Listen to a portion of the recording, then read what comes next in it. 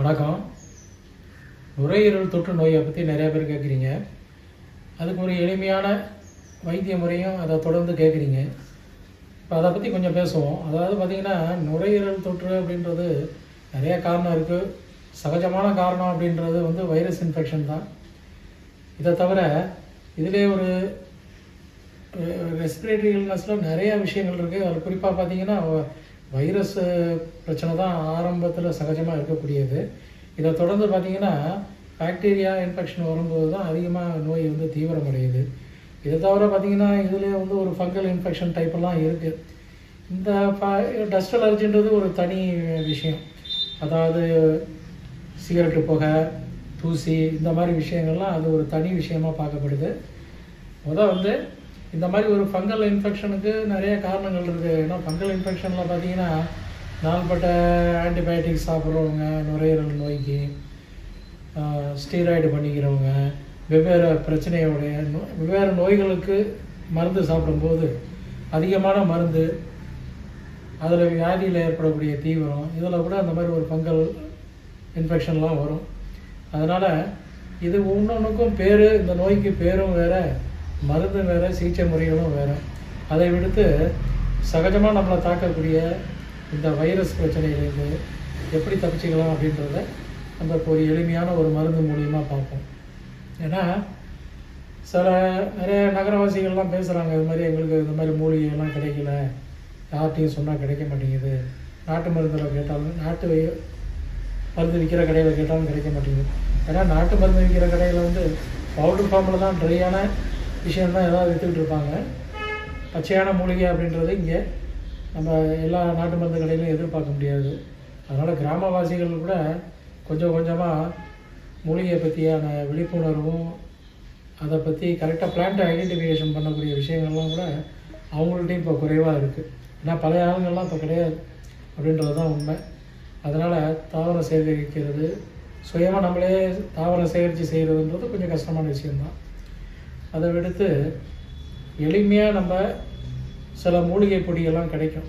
அந்த மாதிரி மூலிகை பொடியை வச்சு எப்படி இந்த ரெஸ்பிரேட்டரி இன்ஃபெக்ஷனுக்கு எப்படி ஒரு மருந்து அமைச்சிக்கலாம் அப்படின்றத இப்போ பார்ப்போம்.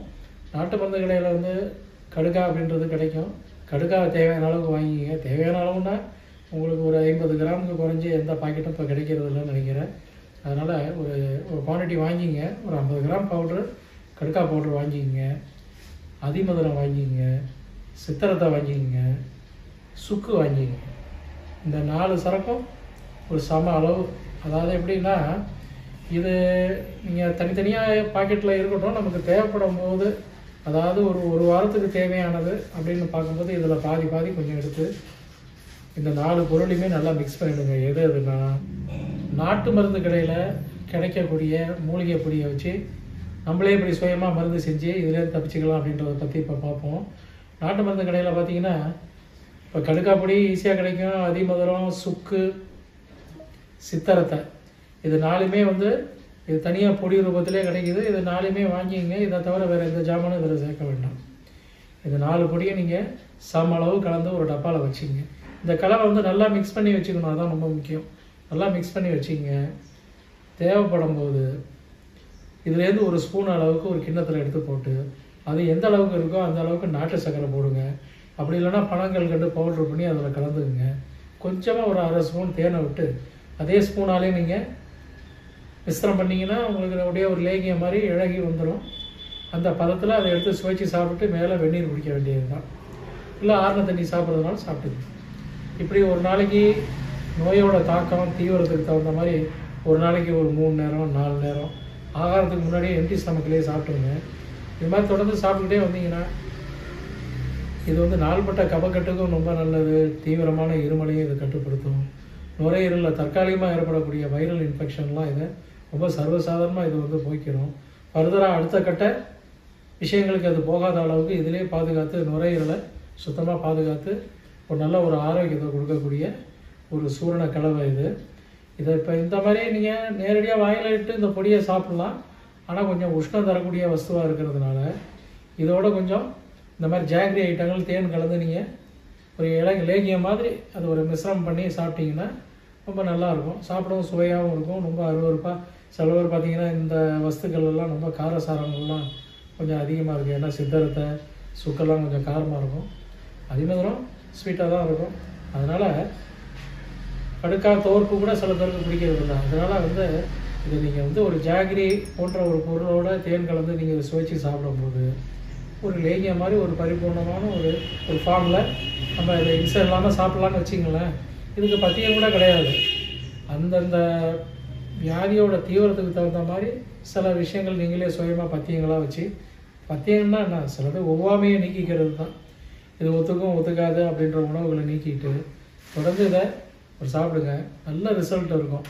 ஒரு அதிகபட்சம் ஒரு 3 நாள் சாப்பிட்டாலே எப்படிப்பட்ட தீவிரமான வறட்டு இருமல், குத்தி இருமல், அதோட கபக்கட்டு, தொண்டையில் மட்டுமே நிற்கக்கூடிய ஒரு கபக்கட்டு, அதாவது தொண்டைத்தூரில் ஒரு அரிப்போட ஒரு கபக்கட்டு இருக்கும், அந்த மாதிரி விஷயத்துக்கு மூச்சு வாங்குறது அதெல்லாம் கூட உங்களுக்கு நார்மலாகிடும். ஏன்னா இந்த வைரஸோட தாக்கம் தீவிரம் அடைஞ்சி அது ஒரு பாக்டீரியம் இன்ஃபெக்ஷன் மாதிரி போகும்போது தான் உங்களுக்கு அதிகமான ஒரு மூச்சு திணறது, சளியில் ரத்தம் வர்றது, தூங்கும்போது அதிகமான கொரட்டை வர்றது, மூச்சு திணறலோட பாதி தூக்கத்தில் எழுச்சிக்கிறது, அதிகமான புழுக்கம் ஒத்துக்காமல் போகிறது, அதிகமான வியர்வை, ஒரு இர்ரெகுலரான ஃபீவரு, இது எல்லாமே உங்களுக்கு இப்படியே ஒரு தொடர்கதையாக வந்துக்கிட்டே இருக்கும். நுரையீரல் ரொம்ப பாதிக்க ஆரம்பிச்சிருச்சுன்னா, உள்ளுக்குள்ளே இருக்கக்கூடிய திசுக்கள்லாம் ரொம்ப பாதிச்சிருச்சுன்னா உங்களுக்கு ஆக்சிஜன் கேரிங் குறைஞ்சிடும். ஆக்சிஜன் கேரிங் குறைஞ்சதுன்னா அப்புறம் உங்களுக்கு கேட்கவே வேண்டாம், லங்ஸு டு ஹார்ட்டு இதை எல்லாமே பாதிக்க ஆரம்பிச்சிடும். அதனால் வியாதியை தீவிரமாக அடையாத அளவுக்கு உங்களை நல்ல கட்டுப்படுத்தி, இந்த நோயை கட்டுப்படுத்தி நல்ல உடம்புவாக திருத்தி கொண்டு வர சூரணம், இந்த எளிமையான இந்த சூரணம் சாப்பிடுங்க. நல்ல ரிசல்ட் கிடைக்கும். மூலிகையை தேடியெல்லாம் ஒன்றும் கஷ்டப்படாதவங்களுக்கு இது ரொம்ப ஒரு எளிமையான பிரயோகம்னு நினைக்கிறேன். ஏன்னா இது கடைசரக்கு தான், பத்தியமும் ஒன்றும் கிடையாது. நன்றி, வணக்கம்.